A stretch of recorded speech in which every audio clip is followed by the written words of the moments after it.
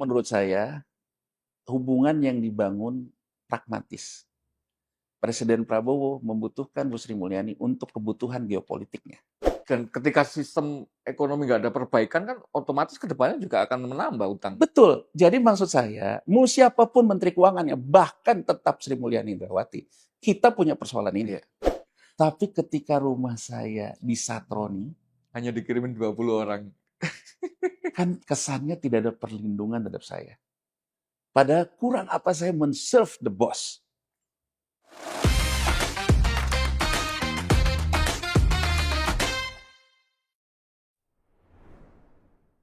Salam Pancasila. Kawan, bertemu lagi dengan saya Winarko Ngantiwani di Ruang Dialektika. Kemarin ada perubahan yang cukup besar di komposisi kabinet. Entah itu merespon dinamika protes keras masyarakat di akhir bulan Agustus kemarin atau memang sudah waktunya, tetapi beberapa menteri kunci, salah satunya adalah Menteri Keuangan, kemudian diganti. Sebuah kementerian yang dijaga gawangnya oleh seorang sosok yang kemudian melintasi bahkan mungkin 3 atau 4 masa kepemimpinan presiden gitu ya, karena sejak bergabung dengan kabinet sejak mulai Kementerian SBY sampai Jokowi 2 kali sampai kemudian Presiden Prabowo, tapi kemudian akhirnya Sri Mulyani diganti. Itu saja kemudian menimbulkan banyak pertanyaan, mulai dari kapabilitas penggantinya sampai kemudian legasi atau bahkan mungkin hutang yang kemudian ditinggalkan Sri Mulyani atas penguasaan terhadap sistem ekonomi kita selama hampir 12 atau 15 tahun ke belakang. Karena itu untuk memahaminya kami mengundang seorang ekonom yang kiranya sangat dekat dengan kedua sosok ini, baik yang diganti maupun yang gantikan. Kemudian kita mudah-mudahan bisa dapat insight yang banyak tentang komposisi baru di Kementerian Keuangan ini. Kita sambut di Ruang Dialektika kembali, Bung Januar Rizky. Salam Pancasila. Salam Pancasila, Mas Wijan. Terima kasih banyak. Sama-sama, Mas. Bantu kami untuk memahami menteri baru ini, karena belum apa-apa kemarin pernyataan pers itu sudah menimbulkan banyak orang gemes. Dengan pernyataannya bahwa dia nggak tahu apa yang terjadi dengan tuntutan 17.8 dan katanya menjanjikan ekonomi akan 6-7%, sehingga orang saking sibuknya cari kerja dan makan-makan sampai nggak mau demo lagi katanya gitu. Ya, jadi pertama mungkin kita lihat dari statementnya Purbaya ya kemarin yang memicu banyak kontroversi. Saya pertama sih sebetulnya ngelihat viral aja omongan bahwa dia bilang itu hanya sebagian rakyat kita. Kemudian saya sebagian kecil rakyat kita. Kemudian saya penasaran melihat statementnya secara utuh. Jadi kalau saya lihat dia press conference, kemudian dia menjawab pertanyaan setiap wartawan. Kesan saya cara menjawabnya ya sebetulnya seperti juga dikonfirmasi oleh beliau sendiri ketika wartawan bertanya apa yang bisa dia jelaskan tentang kedekatan dia dengan Pak Luhut, Pak LBP. Dia mengatakan, oh saya dekat dengan LBP, saya dekat dengan CT, saya dekat dengan Hatta Rajasa, saya dekat dengan SBY, Jokowi. Jadi dia kurang lebih bahwa semua orang yang menjadi influence terhadap potret kekuasaan selama era dari 2004 sampai dengan saat ini dia dekat. Dia berada di circle itu. Tapi saya ingin menyoroti satu hal. Cara komunikasi yang dia pakai sebetulnya, mohon maaf, menunjukkan bahwa dia memang kadernya LBP. Kenapa?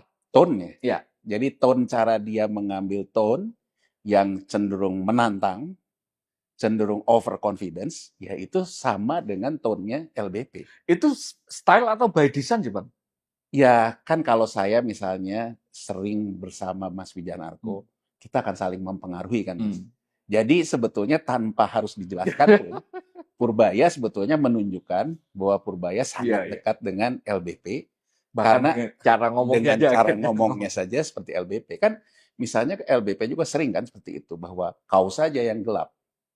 Kan begitu ya, kurang lebih kan sama juga dengan Purbaya mengatakan bahwa ini sebagian rakyat saja. Jadi artinya menurut saya, Mas, dari situ kita bisa mencerminkan kan gini. Saya ada satu orang pernah memberikan nasihat ke saya, seorang senior, ya. menteri senior tapi sudah tidak menteri lagi ya. Sekarang juga udah Di Kementerian Keuangan atau di bukan di Kementerian Keuangan tapi senior citizens lah ya. Oke. Jadi menteri yang senior pernah juga di era-era akhir Orde Baru, kemudian ikut di awal-awal reformasi. Dia memberikan saran kepada saya begini. Dia bilang, Januar, orang itu pintar kalau kamu ingin merubah keadaan, kamu harus berkuasa. Tapi orang yang bisa sampai ke titik kekuasaan, Iya. bukan karena dia orang pintar, bukan karena dia orang hebat. Ada orang yang lebih hebat dari orang itu, Iya. yang menempatkan orang itu dalam posisi itu. Iya. Jadi artinya bahwa dalam teori kekuasaan, Iya. seseorang itu bisa menduduki satu posisi, betul soal kompetensi, tapi bukan kompetensinya yang mengantarkan, tapi orang yang memang memberikan tempat akses untuk dia ke sana. Jadi bukan semata prestasi individu. Prestasi individu. Jadi menurut saya, dari sudut dia cara berkomunikasi, menurut saya Purbaya sebetulnya mengkonfirmasi bahwa beliau dekat dengan yang namanya LBP. Bahkan warnanya pun mirip dengan warna tone komunikasi LBP. Sama juga ketika orang mengatakan yang digantikan, Bu Sri Mulyani Indrawati. Kita tidak bisa memungkiri, Mas Wijanarko. Bu Sri Mulyani ini adalah orang yang kuat di pasar, orang selalu bilang. Sehingga akhirnya kemarin orang juga mengkait-kaitkan dengan respon koreksi pasar. Ya. Bu Sri Mulyani Indrawati ini kan orang yang boleh dibilang kuat dari sudut pandang multilateral networking. Lembaga-lembaga multilateral yang kemudian banyak mewarnai perubahan wajah dunia sejak pasca Perang Dunia Kedua. Jadi mungkin saya akan sedikit ke belakang dulu, Mas Wijanarko. Jadi agar kita juga fair, ya tidak terjebak kepada pribadi-pribadinya, tapi kita melihat pemikiran-pemikirannya. Jadi sebetulnya tahun 1944 itu kan ada Bretton Woods Agreement. Ya, Bretton Woods Agreement itu, Mas Wijanarko, itu sebetulnya era dunia yang tadinya perang fisik itu sudah berubah. Bergeser kepada perang moneter lah. Perang ekonomi. Nah, dunia yang tadinya sistemnya itu sesama negara saling bertikai, diatasi oleh lembaga multilateral. World Bank, IMF. World Bank dan IMF. Jadi, Bretton Woods Agreement itu tahun 1944 melahirkan IMF, melahirkan Bank Dunia. Nah, IMF dan Bank Dunia ini menjadi dua lembaga multilateral yang banyak merubah potret dunia dalam hal alokasi sumber daya. Jadi kalau dulu alokasi sumber daya ya serang saja, perang fisik kan. Jadi artinya direbut. Siapa yang lemah lah gitu. Setelah era Bretton Woods itu policy base, ya kan, yang dipengaruhi oleh dua lembaga multilateral ini. Tapi kan tetap saja nuansa penjajahan itu kan tetap ada, Mas Wijanarko. Siapa yang kuat gitu ya? Siapa yang kuat? Terutama misalnya di IMF itu untuk neracanya memang betul. Semua kita nih multilateral. Keanggotaannya seluruh bank sentral. Bank Dunia keanggotaannya seluruh pemerintah. Kalau dia keanggotaannya seluruh bank sentral, berarti IMF punya neraca moneter global. Dalam neraca moneter global itu ditentukanlah yang dinamakan SDR IMF, Special Drawing Right IMF, yang menentukan ya cadangan devisa global.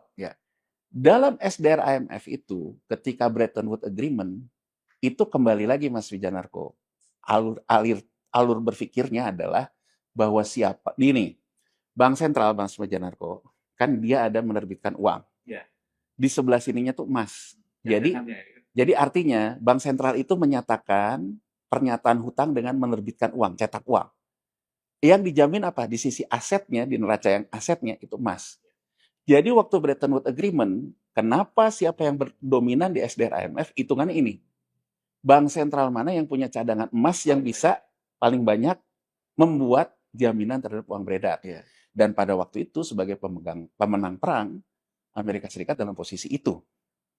Kemudian Amerika Serikat mengawal sekutunya kan, termasuk yang kalah perang, Jerman dan sebagainya. Posturnya SDR IMF isinya adalah Amerika Serikat dan sekutunya Eropa ya. Itu juga yang menguasai voting right. Sama juga di PBB karena ada hak veto. Jadi era penting itu ada voting right. Jadi saya ingin mengatakan bahwa dunia diatur oleh negara-negara imperialis, pemenang perang, dalam ini Amerika Serikat dan sekutunya, melalui lembaga multilateral. Tidak lagi sifatnya itu negara ke negara. Ya kan, Mas? Nah, dalam pemikiran kayak begitu, Bang Janarko, kita terjadilah yang namanya krisis 98. Ya. Banyak teman-teman jurnalis, dan juga mungkin saya waktu 98, saya dulu mas ada di Bursa Efek Jakarta, saya banyak terlibat terkait dengan pemeriksaan transaksi bursa karena waktu itu krisis gitu ya. Jadi saya juga banyak belajar di situ. Jadi kalau sekarang saya putar balik ke tahun 98 gitu ya. Sri Mulyani Indrawati adalah orang yang mampu menjelaskan soal krisis dengan baik kepada banyak jurnalis. Makanya jangan heran, sampai sejauh ini pun banyak jurnalis itu tetap memberikan kepercayaannya kepada seorang figur Sri Mulyani. Waktu itu saya masih ingat ada forum hampir semua ekonom Indonesia gitu ya, ngumpul gitu ya. Kayaknya media darlingnya lagi-lagi memang Bu Sri Mulyani. Apa yang menjadi ciri khas keunggulan Bu Sri Mulyani Indrawati pada waktu itu? Ya, Bu Sri Mulyani Indrawati ini juga perlu kita ingat. Dia ini kan orang bilang ada mafia Berkeley. Sebetulnya dia bukan Berkeley. Bu Sri Mulyani ini dari Urbane Campaign, Illinois. Nah, kalau Mas Wijanarko kita mau melihat tentang kekerabatan non-state actor, kalau kata Pak Hendro Priyono kan gitu ya. Non-state actor ini kan salah satunya kan IMF, Bank Dunia, ya, lembaga donor politik di Amerika Serikat. Non-state actor ini kebanyakan aktornya itu sebetulnya orang-orang Urbane Campaign, Illinois. Jadi kalau kita menarik ke mafia Berkeley zaman Wijaya Nitrislas, kalau sebenarnya terlalu jauh menurut saya.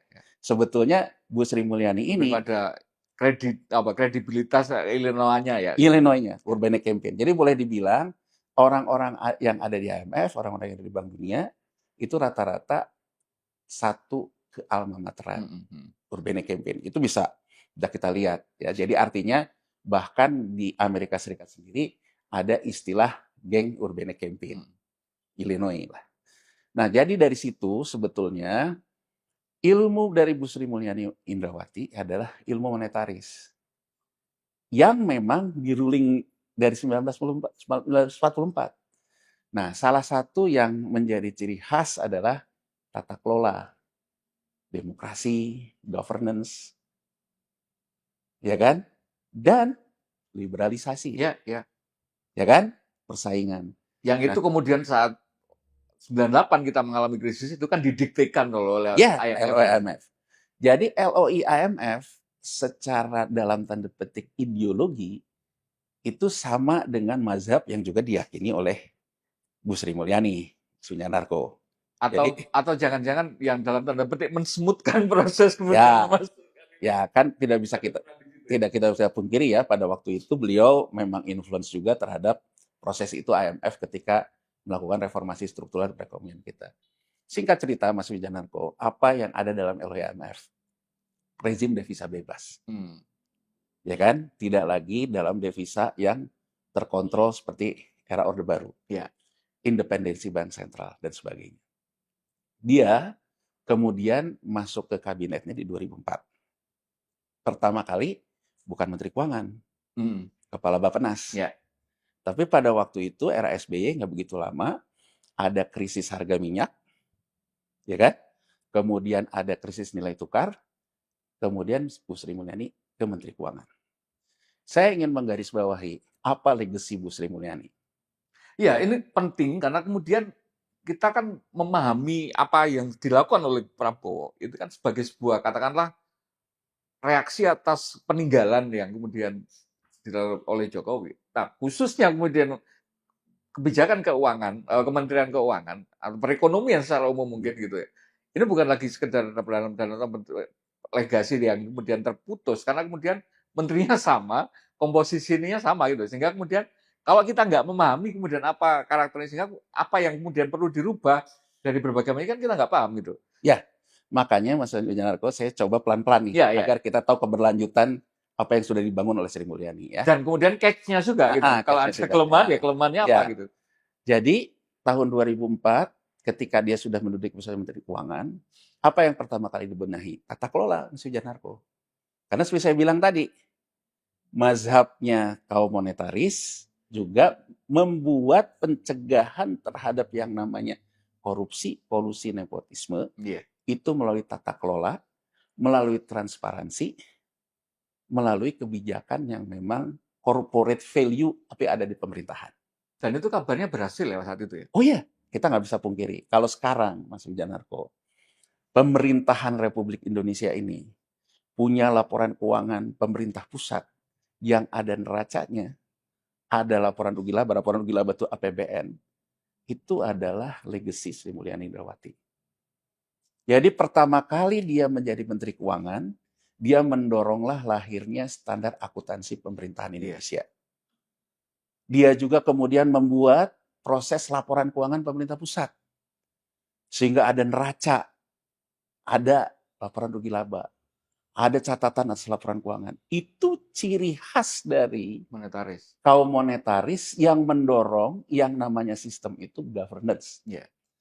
Nah, dengan sudah punya dasar platform, ya bahwa sekarang kita tuh punya laporan keuangan pemerintah pusat, ada neracanya, ada segala macam, bahkan kita bisa tahu berapa sih modal pemerintah di Bank Indonesia, berapa sih modal pemerintah di lembaga keuangan internasional, di LPS dan sebagainya. Makanya kritik saya di podcast kita sebelumnya soal Danantara itu malah jadi problem karena Danantara itu sebelumnya ada dalam sisi aset pemerintah.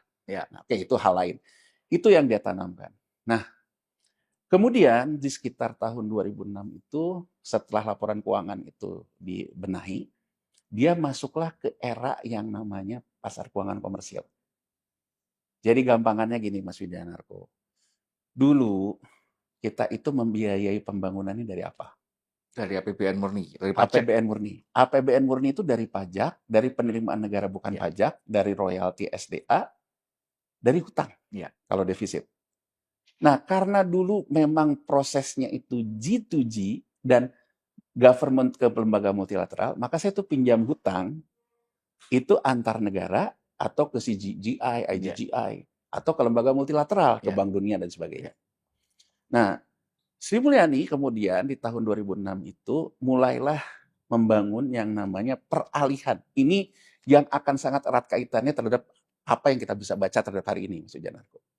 Dia memulailah sebuah peralihan bahwa yang namanya pasar surat utang komersil itu yang menjadi sasaran pemerintah untuk membiayai defisit. Singkat cerita, Mas Wijanarko, tahun 2008, keluarlah yang namanya pemerintah itu membuat yang namanya SBN, Surat Berharga Negara. Semua postur hutang yang tadinya bukan di pasar komersil, termasuk obligasi rekap dan sebagainya, itu ditukarlah masuk ke pasar uang komersil. Ini erat kaitan juga dengan apa? Rezim devisa bebas tadi. Oke, Mas Wijanarko. Nah, sampai di situ, Sri Mulyani Indrawati kemudian banyak mengatasi pembiayaan pembangunan, pembiayaan defisit APBN dengan memanfaatkan pasar keuangan. Dan itu sebagian besar publik Indonesia sendiri. Iya, tapi tidak bisa lepas kemungkinan akibat ekses likuiditas dari negara maju. Jadi gini Mas Wijanarko, aku kalau soal ini saya udah pernah melakukan riset. Riset panjang dari tahun 2002 sampai 2014. Jadi setelah 2008 sampai dengan 2014, faktor uang beredar dalam sistem perekonomian kita itu itu sangat ditentukan dengan likuiditas pasar surat utang kita di pasar keuangan komersil. Sehingga akhirnya apa? Yang namanya persepsi di pasar keuangan menjadi penting. Siapa yang mengendalikan persepsi di pasar keuangan itu? Apakah bank sentral kita, Bank Indonesia, Kementerian Keuangan, atau ekses likuiditas dari luar? Nah, berdasarkan riset yang saya lakukan, terjadi akibat ekses likuiditas dari kebijakan moneter yang ditempuh oleh 4 bank sentral negara maju, yaitu Amerika, The Fed, Euro Central Bank, Bank Sentral Jepang, dan juga Bank Sentral Cina. Jadi ada ekses likuiditas yang kalau di sana terlalu murah atau terlalu kecil spread bunganya akan lari ke negara kita. Jadi intinya, tapi kan ini kritik orang terhadap rezim devisa bebas, kritik teman-teman yang terutama mazhabnya mazhab sosialisme ya. Karena kan ini sama saja dengan uang itu keluar masuk, harga yang dibayar selisih nilai tukar dan sebagainya. Tapi terlepas dari itu semua, gitu ya, kita harus mengatakan, ya, saya kembali walaupun saya dijelasin panjang ini, tapi saya kembali ke pertanyaan awal Bang Wijanarko. Jadi postur perekonomian kita ini sekarang ini apa sih? Perekonomian kita sekarang ini olinya itu adalah likuiditas di pasar keuangan. Ya Mas Wijanarko ya. Ini juga yang membuat Bu Sri Mulyani Indrawati menjadi tokoh kunci. Karena dia yang megang itu ya? Karena dia yang megang itu. Karena ibarat kata, kalau sekarang saya punya hutang jatuh tempo, saya mau tukar dengan hutang baru, berarti saya revolving. Saya ada butuh pembiayaan baru, berarti saya menerbitkan hutang baru lagi. Nah, orang yang bisa berkomunikasi di pasar, karena saya bilang tadi keterkaitannya dengan kelompok non-state tadi, jadi ambil contoh, Mas Wijanarko. Siapa yang membawa kembali Bu Sri Mulyani kembali ke era Pak Jokowi itu? Itu setelah agak di-exile waktu akhir-akhir pemerintah SBY ya. Senturi dan sebagainya. Dan begitu Senturi pun kan boleh dibilang pelampungnya kan di IMF. Ya, pelampungnya di Bank Dunia. Itu kan semakin menunjukkan bahwa beliau siapa gitu ya. Nah, kemudian yang menarik ketika Jokowi JK yang pertama, dan orang secara persepsi publik mengetahui bahwa JK ketika Wapresnya Jokowi paling menyerang soal Senturi. Tapi ketika Jokowi dan JK juga yang mengambil Sri Mulyani. Pulang lagi Sri Mulyani. Kenapa? Karena terjadi lagi tekanan terhadap pasar keuangan kita 2016. Dan JK tahu kalau obatnya ya Sri Mulyani. Ya, gitu, ibaratnya orang yang dianggap bisa berkomunikasi. Kan hidup ini kan memang bukan hanya soal 2N aja Mas. Networking nekat. Kalau Anda nekat nggak punya networking, Anda nggak akan jadi apa-apa gitu loh. Tapi kalau Anda punya networking, ya kan mungkin kemungkinan keduanya adalah nekat. Nah, Bu Sri Mulyani Indrawati menggantikan Bambang Brojo pada waktu itu. Sebagai juniornya juga. Apa kritik terbesar terhadap Bambang Brojo pada waktu itu? Di tengah tekanan ekonomi di 2016 yang besar, dia menservis keinginan Jokowi yang ekspansi. Kurang lebih begitulah. Bu Sri Mulyani Indrawati ketika masuk di 2016, dia mengatakan kita harus kepada fiskal yang prudent. Ini yang selalu dikatakan oleh banyak orang, Sri Mulyani itu alirannya prudent. Atau teknokratis lah. Teknokratis. Artinya dia akan mengotak-atik belanja. Kan? Belanjanya yang akan direm. Ya. Tapi Bang Wijanarko, faktanya berjalan bahwa sebetulnya pada akhirnya Sri Mulyani juga men-serve apa yang diinginkan oleh Jokowi. Dalam hal ini defisit terus dilakukan, defisitnya pembiayaan infrastruktur dan segala macam, hutangnya dicariin. Sebentar, itu berarti sudah dalam tanda petik melanggar aturan dia soal prudent tadi? Atau itu bisa dimolor mengkerutkan sesuai dengan kemauan politik? Saya ingin proporsional. Ketika orang mengharapkan perubahan mendasar dari Bambang Brojo diganti oleh Sri Mulyani, orang mengharapkan, termasuk yang saya ingat betul almarhum Bang Faisal Basri. Almarhum Bang Faisal kan orang yang sangat dekat dengan Bu Sri Mulyani. Almarhum Bang Faisal di 2016 itu mengatakan bahwa Bu Sri Mulyani orang yang tepat yang bisa mengatakan tidak kepada presiden dalam hal terkait dengan belanja. Ya, orang boleh Google lagi deh ke belakang peristiwa di 2016. Ya, dan Bu Sri Mulyani datang dengan figur itu.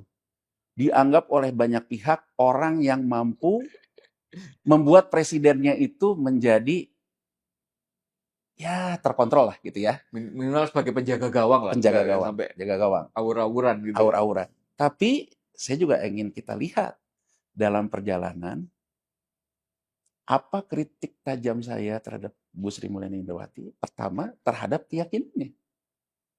Bahwa dia mulai loose. Mulai menerbitkan surat utang yang sebetulnya tidak ada kaitannya dengan peningkatan tax ratio. Karena untuk kebutuhannya tadi ya, lagi men-serve programnya presidennya dia. Ya, karena kan presidennya mau infrastruktur, mau apa. Ya serve. Makanya Bang Wijanarko di banyak kalangan, ya, saya kalangan konglomerat lah, yang selalu mengatakan bahwa cuma Sri Mulyani yang bisa cari duit. Karena cari duit itu maksudnya di mana? Cari duit itu lewat pasar surat utang. Iya. Ya Mas Janarko ya. Nah, di titik itu, apakah kemudian tidak ada dalam tanda petik pushback gitu, atau ya dihukum oleh market ketika ya ini kan berlebihan untuk mengeluarkan surat-surat utang ketika kemudian itu secara katakanlah parameternya dia sendiri itu mestinya sudah nggak masuk kategori yang prudent tadi. Ya karena kan yang selalu dijadikan argumentasi termasuk oleh Bu Sri Mulyani sendiri, argumentasinya rasio hutang kita terhadap PDB kita kecil dibandingkan negara lain. Dan kita PDB-nya diasumsikan selalu naik gitu kan. Betul. Nah, sampai situ kan kita selalu bermain-main di titik itulah. Nah, sebetulnya bencana mulai datang COVID. Ya. Ya. Ketika COVID itu yang menjadi darah untuk likuiditas pasar surat utang yang saya bilang ekses likuiditas dari negara maju itu. Jadi ada beberapa titik Mas Wijanarko. Ekses negara maju ini pernah terhenti di 2008. Pernah terhenti pernah di 2011. Pernah di 2016, pernah di 2020. Problem utama di 2020 ya, magnitude-nya berbeda kan. Inilah kemudian mulai muncul, artinya transmisi untuk likuiditas pasar surat utang kita harus kita atasi dari cetak uang domestik istilahnya. Oke. Karena dari luar nggak bisa diharapkan. Nggak bisa diharapkan. Muncullah kemudian yang disebut dengan burden sharing. Jadi kalau sebelum COVID itu kita memanfaatkan cetak uang yang dilakukan negara maju di negara berkembang seperti kita, dan kita merasakan ekses likuiditasnya. Jadi bukan kita yang cetak uang, negara maju yang cetak uang, tapi kita mendapatkan ekses cipratannya, sehingga kita pun bisa menciptakan cetak uang. Ikutlah. Di 2020 itu berubah, karena negara majunya juga lagi ngurusin negaranya masing-masing, kita mencobalah yang disebut dengan burden sharing dengan Bank Indonesia. Ya. Nah, dalam posisi kayak gitu, nambah lagi hutang untuk persoalan mengatasi COVID. Dan lagi-lagi menurut saya, cerminan Bu Sri Mulyani yang mengatakan prudent dalam satu sisi, dia tidak cukup bisa mengawal seorang Presiden Joko Widodo untuk waras lah kalau dalam bahasa saya. Ya lagi kayak gini jangan terus. Nah itu saya maksudnya waras. Jadi kenapa kemudian IKN lolos? Iya. Proyek kereta cepat dibiarkan gitu. Di saat seperti itu, tekanan seperti itu. Ya. Nah, pukulan balik terhadap kita itu mulai dirasakan di 2023, Mas Wijanarko. Kenapa pukulan balik terjadi di 2023? Jadi gini Mas Wijanarko.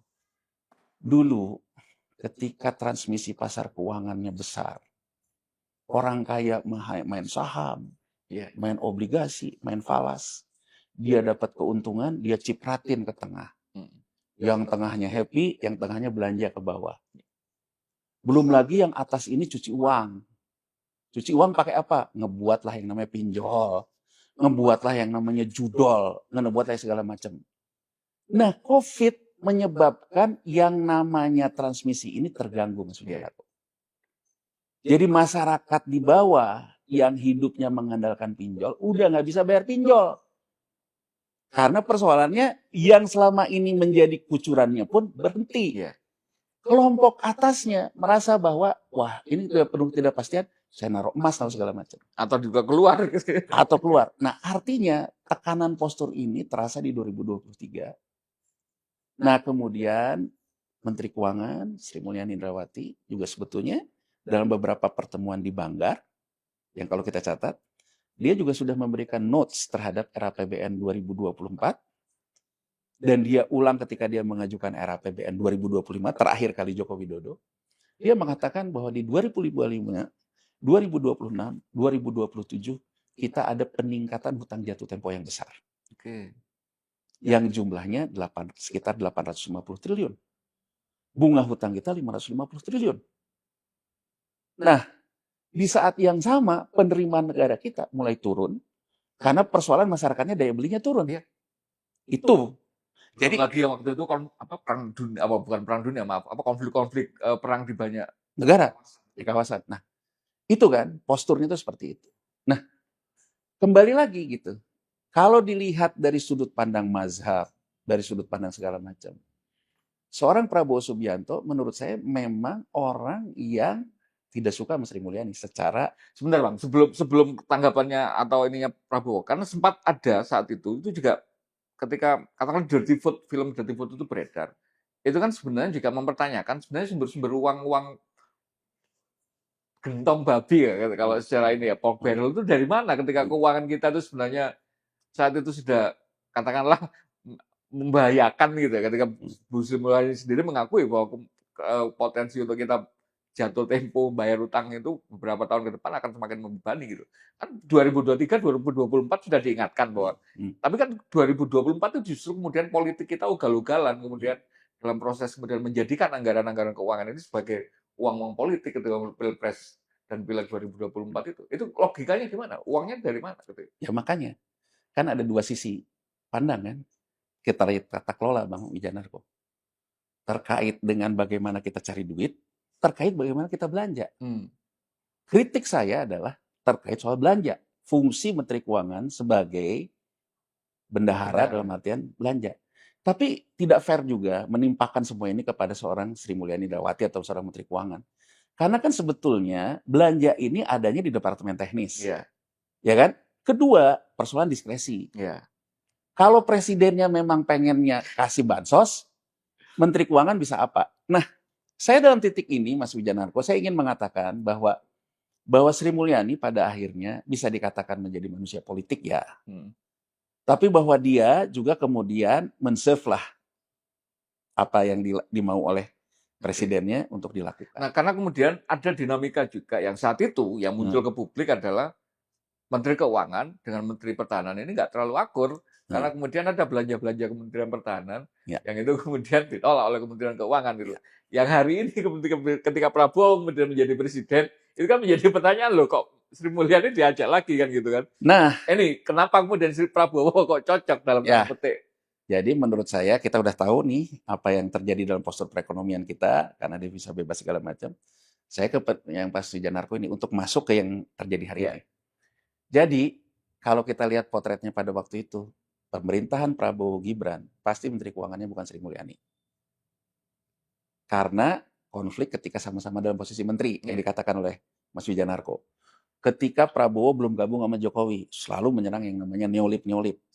Ya, menyerang Sri Mulyani, menyerang apa buku paradoks Indonesia-nya itu bocor-bocor. Sehingga artinya berdasarkan pola kita analisa, Menteri Keuangan pasti bukan Sri Mulyani. Apalagi ketika terakhir Pak Jokowi sudah arahnya ke Prabowo, ya, Bu Sri Mulyani termasuk salah satu menteri yang secara simbol menunjukkan dia berpihak ke presiden yang lain kan, dengan baju hitamnya, dengan segala macam. Jadi sinyal itu kan bisa kita baca. Jadi artinya Bu Sri Mulyani, Bu Retno, Pak Basuki, gitu loh. Apalagi ada image publik kedekatan. Menurut saya, Prabowo ketika dia akan memerintah, dia membaca sama seperti saya membaca tadi.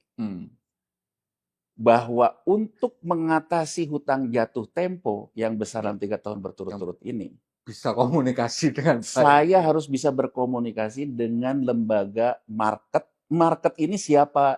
Market maker-nya. Market maker-nya non-state actor. Non-state actor ini di mana? Adanya di lembaga multilateral. Apalagi dalam posisi pada waktu itu Prabowo masih coba tarik-menarik kabinet, tahu-tahu IMF ulang tahun 80 tahun Bretton Woods, dia menunjuk Sri Mulyani sebagai ketua review Bretton Woods. Jadi IMF sendiri mengirimkan pesan, Mas Wijanarko, mengirimkan pesan. Ini orang gua nih. Ini orang gua. Nah, maksud saya, Sri Mulyani kemudian, Prabowo juga pragmatis untuk mencegah mitigasi resiko. Karena menurut bacaan saya, kalau kita tidak hati-hati, Mas Wijanarko, dalam 3 tahun ini, kita akan mengalami apa yang dialami oleh Meksiko dan Argentina di tahun 80. Dimulai dari 78 gagal bayar bunganya, surat utang, tahun 80 gagal bayar pokoknya. Butuh waktu 3 tahun aja berarti untuk kemudian. Enggak, karena 3 tahun ini yang berat. Terjadi yang jatuh tempo banyak ini kan dalam 3 tahun ini, 2025, 2026, 2027. Dan ketika sistem ekonomi nggak ada perbaikan kan otomatis ke depannya juga akan menambah utang. Betul. Jadi maksud saya, mau siapapun Menteri Keuangannya, bahkan tetap Sri Mulyani Indrawati, kita punya persoalan ini. Jadi maksud saya, kita fair saja. Kita harus mencegah, kita tidak terjadi yang namanya hentakan besar karena kita gagal bayar di surat utang. Nah, kenapa kemudian hanya bertahan 10 bulan? Ini, Ketika konstelasinya itu seharusnya ideal untuk membantu kita melewati tuh. 2-3 tahun ke depan. Jadi saya lihat relasinya Prabowo, Presiden Prabowo dan Menteri Keuangan Sri Mulyani ini unik. Gitu ya. Menteri Keuangan, dia seperti juga ketika Jokowi, ekspansi fiskal Jokowi, dia serve. Tapi nggak terlalu terasa karena ekonominya belum seberat sekarang Mas Wijanarko. Jadi ibaratnya tuh kantong kiri kantong kanan itu masih bisa jalan lah, ya. Warisan orang tuanya masih banyak gitu. Begitu Presiden Prabowo ingin ekspansi fiskal, di saat masyarakat sektor informal kita juga terganggu karena likuiditas pasar keuangan terganggu, pinjol udah mulai ditagihin debt collector, kartu kredit ini, daya beli turun gitu ya Mas Wijanarko ya. Nah dalam posisi kayak gini, penerimaan negaranya turun. Sementara belanjanya malah pengen ekspansi. Apa yang dilakukan? Harusnya kan kebijakan belanjanya direm. Efisiensi. Ini yang pertama kali dilakukan oleh Sri Mulyani, efisiensi. Gitu kan Mas Wijanarko, efisiensi terhadap beberapa hal. Tapi yang namanya presiden tetap menginginkan ekspansi fiskal. Itu pesan yang clear. Terkait dengan MBG, terkait dengan Koperasi Merah Putih, terkait dengan Danantara dan sebagainya. Iya kan? Sehingga apa coba yang kita bisa baca dari potret yang dilakukan Sri Mulyani? Potretnya adalah dia mengotak-ngatik budget di sisi ini untuk membuka ruang budget untuk programnya presiden. Yang dikorbankan salah satunya transfer keuangan pusat ke daerah. Yang akhirnya daerah akrobatik PBB-nya dinaikkan ugal-ugalan. Nah, gitu kan. Itu kan. Kedua, dia kemudian mulai menerapkan bahwa kritik OECD misalnya. Kita kan mau masuk OECD. OECD mengatakan Indonesia dari sisi GDP betul udah besar. Indonesia dari sisi hutang terhadap GDP betul sehat dibandingkan negara lain. Tapi Indonesia menurut OECD punya masalah mendasar, tax ratio-nya lemah. Jadi Mas Wijanarko, ini yang sebetulnya kurang diketahui oleh publik. Negara seperti Amerika, negara seperti Jepang, yang memang rasio hutangnya itu besar dibandingkan GDP, tapi tax ratio-nya juga kurang lebih gini dong. Saya minjam ke Mas Wijanarko, saya pinjam uang deh. Mas, bisa bayarnya nggak? Oh bisa, karena uang ini mau saya pakai untuk ngemodalin usaha. Ya, ini pemahaman tax ratio. Jadi ketika sekarang saya membiayai ekspansi fiskal dari minjam, kemudian dia bisa men-create namanya tax, maka itu fiskal yang sehat. Sementara warisan yang ditimpakan oleh diskresi Presiden Joko Widodo, fiskal itu tidak sehat di mana? Karena dia membiayai bansos untuk pemilu, dia membiayai proyek-proyek yang ugal-ugalan, ya kan? Dampaknya dirasakan saat ini. Dan apa istilahnya ya? Kemampuan itu jadi semakin menurun malah ketika nggak ada hasilnya itu kan. Sudah utangnya digenjot tapi ternyata nggak jadi kegiatan produksi kan gitu kira-kira kalau itu. Nah, dari yang dilihat itu, lembaga-lembaga kaum monetaris ini, termasuk juga Menkyu-nya yang sekarang, makanya meremehkan hanya sebagian rakyat, ekonomi cerah, saya itu orang berpengalaman, saya tahu data, dia begitu kan? Ya kan? Kan kurang lebih gini Mas Wijanarko, kalau saya terputus betul dengan kehidupan sehari-hari masyarakat, saya akan melihat gini, ekonomi ini banyak banget ya sektor informal nih, shadow ekonomi. Shadow ekonomi ini berarti tidak terpajaki. Kalau saya biar audiens kita ini biar apa lebih jelas. Mas yang dimaksud dengan shadow ekonomi itu spesifiknya apa, Pak? Gini Mas, ya shadow ekonomi itu tax ratio kita hanya 11 atau 12%. Sementara GDP kita besar. Konsumsi kita hampir 54 sampai 60%. Ya kan? Berarti kan masyarakat kita ini hidupnya dari sektor informal, Mas. Muncullah shadow ekonomi itu artinya apa? Yang ekonomi formalnya kan di sektor formal. Nah, kalau sektor informalnya ini membesar, kalau dia bayar pajak, berarti kan tax ratio kita akan naik, Mas Wijanarko. Ini nggak bayar pajak kan jadinya. Ini nggak bayar pajak. Karena misalnya saya beli somai. Kalau kita ngomong ke undang-undang, ya itu ada PPN-nya Mas Wijarko. Karena itu transaksi yang menimbulkan nilai tambah. Tapi kan kita kan tidak terbiasa gitu. Tetangga, rentenir di kampung, pinjol ilegal, kan itu objek pajak juga.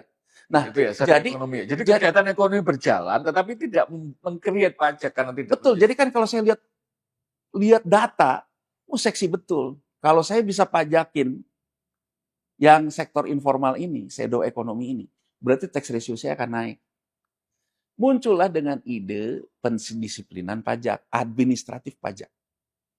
Makanya Sri Mulyani selalu mengatakan bahwa caranya adalah dengan korteks pendisiplinan pajak. Oke. Jadi korteks ini kan gagal Bang juga. Ya paling nggak banyak orang yang juga. Ya, tapi ini cara berpikirnya dulu Mas. Oke. Dia kemudian menerapkanlah korteks, terlepas korteks itu sempat gagal yang Mas Wijanarko katakan. Tapi kan semakin kesini semakin solid dan kelihatan di 2026 akan dilakukan. Dalam dia menerapkan yang namanya korteks ini, juga ternyata Bank Indonesia menyiapkan yang namanya payment ID. Oke. Yang namanya semua transaksi kita ini dikaitkan dengan NIK. Jadi nggak mungkin orang menghindari dari transaksi. Ya, NIK dikaitkan dengan NPWP. Dan ini yang akan menjadi basis dalam postur era APBN 2026 terhadap peningkatan penerimaan negara. Oke. Jadi kalau ditanyakan ketika kemarin masih Menteri Keuangan, Sri Mulyani Indrawati mengatakan tidak akan menaikkan tarif, tidak menaikkan segala macam, tapi dalam beberapa kesempatan dia mengatakan bahwa akan melakukan pendisiplinan pajak dengan menggandeng polisi, APK, APH, dan sebagainya. Jadi nanti tidak akan nambah secara substansial jumlah pemegang NPWP, tetapi nilai transaksi nominal pajak. Ya, kurang lebih orang yang selama ini berada dalam sektor informal yang tidak kepajakin, mulai terdetek dalam sistem keuangan nasional yang nggak mau dia harus melaporkan diri gitu. Mau nggak mau akan ditagihin pajak. Dan itu yang sebetulnya kenapa ketika kemarin ini terlepas dari semua aktor intelektual yang ada, kalau kita lihat potretnya di medsos, kenapa kelas menengah pun cenderung mendukung yang namanya suara 17+8. Kita nggak bicara dulu tentang kekerasan ya, narko. Tapi kalau kita lihat, bahkan mohon maaf gitu, orang-orang yang selama ini sangat percaya kepada Bu Sri Mulyani di kelompok kelas menengah, misalnya di grup WA Group, di segala macam, mulai mengatakan bahwa wah ini nggak benar nih. Iya. Jadi artinya Mas Wijanarko, secara postur kita tuh berhadapan dengan kelas menengah yang rapuh, kelas tengah yang bapuh, kelas menengahnya begitu dia tersentuh dia akan bereaksi. Nah sampai di sini Mas Wijanarko, ya terjadilah demo kemarin. Karena sebelum ini ya demo dan menteri baru Bang ya, saya tuh agak sebel ketika seringkali muncul wacana demokrasi kita itu tidak cepat kelihatan meningkat atau majunya karena kemudian kita selalu poco-poco gitu kan 5 tahun mundur lagi mulai dari 05. Padahal yang kemudian nggak banyak kemudian didiskusikan orang, ada satu sektor yang kemudian itu nggak poco-poco karena menterinya satu, menterinya dengan paradigma yang hampir nggak berubah gitu ya. Kemudian saya yakin infrastrukturnya yang dibangun di sekitar dia dalam konteks kemudian di dalam kementeriannya mulai dari perpajakannya sampai kebijakan fiskalnya itu sama. Gitu. Nah harusnya ketika kemudian keuangan ini nggak terinstruksi oleh politik yang poco-poco tadi, 5 tahun zamannya SBY, 10 tahun Jokowi, setahun Prabowo, harusnya ini kan satu sektor yang paling sinambung gitu. Satu sektor yang paling kontinu, yang kemudian harusnya ketika kita memang strateginya benar, harusnya juga menghasilkan hasil kebijakan ekonomi yang paling benar. Nyatanya kita hari ini di titik ini gitu, yang membuat banyak orang masih sangat marah, muncul 17/8 dan sebagainya, dan muncul kebutuhan kemudian untuk Prabowo seolah-olah kemudian menggantikan orang yang harus bisa lebih cak-cek untuk memfasilitasi berbagai macam kebijakan ekspansifnya gitu dengan penunjukan Pak Purbaya. Gitu. Nalarnya gimana ini kemudian? Iya kan game changernya COVID Mas, sama aja dengan kita melihat ketika dulu sebelum Bretton Woods Agreement itu terjadi kan Perang Dunia Kedua dulu. Game changernya kan flu Spanyol. Artinya kalau Bang Yanon nganggap kalau nggak ada COVID waktu itu sebenarnya kita mungkin secara ekonomi kelihatan akan jauh lebih progres. Ya, yang Mas Wijanarko katakan poco-poco tapi ada yang tidak poco-poco. Karena gini loh Mas, ini mohon maaf ya, misalnya saya mau cuci uang, ya, Saya cuci uangnya pakai apa? Ya saya buat fintech deh, Ya, pinjol, ya, ya kan? Kemudian saya buat pinjol, saya guyur lagi. Karena saya tidak mempertimbangkan yang namanya umpan balik. Karena saya memang mau cuci uang. Tapi begitu saya sebagai orang yang punya uang, saya melihat dunianya berubah, saya geser ke emas. Saya udah nggak mengalirkan lagi, Mas Wijanarko, uang ke pinjol. Padahal uang pinjol itu menjadi uang yang menghidupi sektor informal kita. Nah, singkat cerita Mas Wijanarko, apa sebetulnya yang terjadi? Ya, yang terjadi itu kalau misalnya tidak ada apa-apa, dari yang saya ceritakan governance dimulai kita punya laporan keuangan pemerintah pusat. Dengan punya laporan keuangan pemerintah pusat kita tuh bisa go public ke pasar keuangan dengan menjual surat hutang. Surat hutangnya tapi sayangnya tidak dikelola dengan prudent dalam hal belanjanya. Itu kesalahannya. Tapi kalau misalnya pasar keuangannya itu terus seperti ini, tidak ada kejadian geopolitik dan segala macam, mungkin sekarang melangkah ke arah governance pendisiplinan pajak oke. itu make sense. Masuk akal ya. Di tahapan itu ketika Tidak terdisrupsi oleh yang namanya game changer dunia, termasuk geopolitik segala macam. Nah, Bu Sri Mulyani Indrawati ini kan kemarin menjadi sasaran tembak. Karena gini, dia memotong keuangan pusat ke daerah. Ya, Dia menerbitkan peraturan pemerintah nomor 35 tahun 2023. Dia memberikan diskresi fiskal ke pemerintah daerah untuk menentukan pajak daerah dan restribusi. Ya kan? Di Jakarta, karena ada padel, ada segala macam, mainnya di restribusi, Mas. objeknya banyak. Banyak. Di Pati nggak ada, mainnya di PBB. Di pasar, orang kena restribusi pasar. Di bawah, yang paling bawah berhubungan dengan masyarakat itu di daerah, Mas. Iya. Ini bergejolak kan? Nah, ketika bergejolak, orang melihat ini kebijakan pajak. Dalam beberapa hal, Bu Sri Mulyani juga mengatakan bahwa pendisiplinan pajak akan dilakukan. Kelas menengah sekarang melihatnya, waduh, 2026 saya akan dikejar-kejar pajak nih.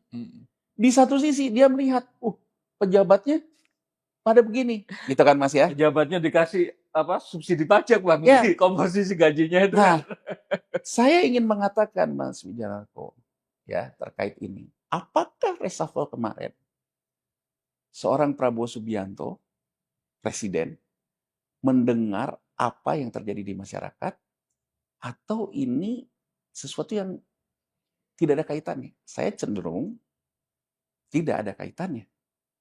Jadi di tengah hubungan politik yang unik antara Sri Mulyani Indrawati dan Prabowo Subianto, antara bahwa mereka saling membutuhkan, ketemu di saling membutuhkannya, tapi tampaknya tidak punya hubungan yang intens. Sebentar, sebelum ke ini Prabowo, berarti bagi Bang Yanuar, dalam tanda petik, Sri Mulyani ini meninggalkan gelanggang ekonomi Indonesia, pemegang kendali kebijakan in good term gitu ya, dalam pengertian kemudian ya sebenarnya tidak ada bermasalahnya ansih dari sisi dia, karena kemudian ya membuat kita ini kemudian lebih banyak karena faktor-faktor eksternal di luar kendali enggak, dia. kalau soal itu sih saya banyak kritik terhadap dia. Kritik saya paling tajam adalah ketika dia meliberalisasi fiskal dengan menjual surat utang komersil ke pasar keuangan, maka sebetulnya kebijakan belanjanya kan harus koheren. Ya kan? Kritik saya terhadap Sri Mulyani adalah terkait dengan kebijakan belanjanya. Gitu loh. Jadi artinya maksudnya biar karena kemudian kayak kalau saya ini saya sebagai ini lagi-lagi dengan argumen tadi bahwa satu-satunya sektor pemerintahan yang hampir nggak terdisrupsi. Dosa terbesar Sri Mulyani adalah kehilangan kesempatan satu-satunya kementerian yang kemudian punya ruang kendali teknokratis yang paling tidak terganggu dan paling bisa in good term sama siapapun presidennya, tapi kemudian tidak memperbaiki secara signifikan berbagai macam hal. Artinya good term dengan presidennya, tapi tidak dengan rakyatnya. Iya. Selama ini itu tidak timbul masalah. Iya. Karena masyarakat yang hidup di sektor informal dapat yang namanya likuiditas, Mas. Begitu sekarang tidak dapat likuiditas, maka yang di sektor informal masyarakat kebanyakan terkena dampak hubungan good term ini. Iya. Nah, saya ingin pada satu titik, Mas Wijanarko ya, satu titik bahwa mengatakan bahwa apa yang terjadi menurut pandangan saya. Sekarang kita ke hari ini. Hari ini. Jadi menurut saya hubungan yang dibangun pragmatis. Presiden Prabowo membutuhkan Bu Sri Mulyani untuk kebutuhan geopolitiknya dengan lembaga multilateral. Bu Sri Mulyani dia juga memilih bertahan dan tetap serve Presiden Prabowo. Saya nggak tahu apa motivasinya. Nah itu juga kan ya, clear kan. Ya kan? Ketika dia merasa di posisi akhir-akhir Jokowi sudah merasa tertekan dengan berbagai macam ini, kenapa kok masih diterusin? Karena kan yang namanya sebuah akad, saya kan tidak mungkin ada akad nikah kalau pasangan saya tidak mau menikah dengan saya, gitu loh maksudnya. Saya tahu Bung Yanuar nggak mungkin bisa menjawab ini dengan iya atau dengan datanya. Tapi yang beredar, Bung, salah satunya analisanya, ya karena memang nggak mungkin Bu Sri Mulyani tidak punya cukup lewi untuk kemudian dia memang melepaskan diri dari posisi hari ini. Gitu. Ya. Bisa ada yang kemudian beban yang kemudian bisa karena zona nyaman sudah seperti rumah sendiri atau disandra gitu. Atau memang punya masalah ya disandra. Nah menurut saya ini berlangsung yang namanya, saya ngelihatnya gini loh Mas Wijanarko ya, Presiden Prabowo dan Bu Sri Mulyani ini hubungannya sebatas sama kepentingan di sisi itu, ya kan? Dia tidak memiliki hubungan yang intens, dekat lah gitu. Nah, menurut saya puncaknya kemarin. Saya membacanya bahwa Bu Sri Mulyani... Biar clear, kemarin itu ketika di puncaknya demo kemudian penjarahan. Mulyani ikut rumahnya, ikut ditaroni gitu ya. Ya, ini bacaan saya, Mas. Bacaan saya. Saya, kalau dalam posisi beliau, dengan seluruh apa yang saya bergenkan, saya bertahan. Dan saya tetap memberikan Mas Wijanarko apa yang Mas Wijanarko mau. Bahkan saya menjadi tameng dari keinginan Mas Wijanarko berhadapan dengan persepsi publik. Dan kritiknya bagian luar. Gitu. Dan kritiknya saya. Tapi ketika rumah saya disatroni. Hanya dikirimin 20 orang. Kan kesannya tidak ada perlindungan terhadap saya. Padahal kurang apa saya men-serve the boss. Ya kan? Nah, menurut saya akhirnya isunya menjadi sangat personal buat beliau. Ya saya nggak tahu lah beliau mengundurkan diri atau apa ya. Tapi kalau laporannya teman-teman Tempo kemarin kan katanya sampai dua kali tersampaikan. 2 kali tersampaikan. Nah, menurut saya ini yang kemudian memicu pada akhirnya hubungan pragmatis ini selesai. Udah deal-nya udah nggak ada kebutuhannya. Nggak ada kebutuhan ya, mungkin saya nggak tahu. Ya, necessity-nya udah selesai. Ya, necessity-nya udah selesai. Siapapun Menteri Keuangannya akan mewarisi persoalan yang kita warisi dari pemerintahan sebelumnya. Persoalan belanja yang buruk di masa lalu, persoalan tekanan fiskal, persoalan masyarakat kita yang tidak sakup gitu ya. Resiko-resiko yang agak sistemik, ngeri kan ketika Kementerian Keuangan dengan Danantara satu orkestrasi oleh kemudian kekuatan politik yang jelas dia punya bisnis di situ, Bang.